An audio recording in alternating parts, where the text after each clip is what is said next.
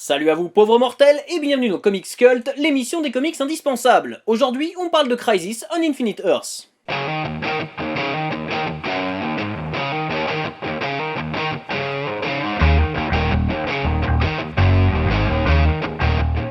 Nous sommes en 1985 et DC Comics fête ses 50 ans. À cette occasion, la société décide de renouveler totalement son univers, et pour ce faire, quoi de mieux qu'un événement d'ampleur colossale.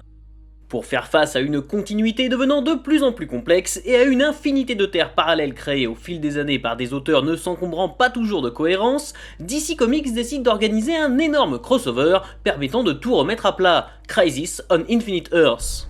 Il missionne le scénariste Marv Wolfman et le dessinateur George Pérez pour travailler sur cette histoire censée remanier les origines des plus grands héros de la Terre afin de rendre l'ensemble plus réaliste et surtout plus abordable aux nouveaux lecteurs, parfois découragés par la complexité grandissante de cet univers. La série principale, s'étalant sur 12 numéros et ayant des répercussions dans toutes les autres parutions chez l'éditeur, connaîtra un grand succès malgré une promotion très restreinte.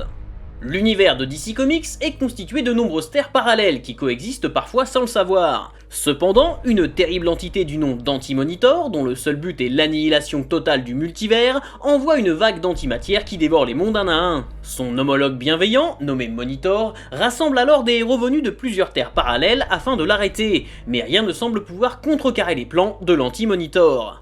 Beaucoup de héros comme Supergirl ou Flash devront se dépasser et sacrifieront leur vie pour tenter d'arrêter la vague d'antimatière. Afin de sauver le maximum de personnes, les terres restantes vont fusionner en une seule, faisant cohabiter des héros qui n'auraient jamais dû se rencontrer, réécrivant le passé des uns et modifiant significativement la vie des autres.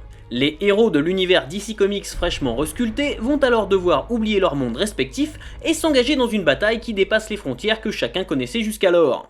Premier événement de cette envergure chez DC Comics, Crisis on Infinite Earths synthétise parfaitement l'esprit développé par l'éditeur depuis le récit Flash of Two Worlds paru en 1961. Le concept de multivers prend ici une importance jamais vue dans les comics de super-héros et façonnera l'orientation de DC Comics dans beaucoup d'autres grands crossovers au fil des années.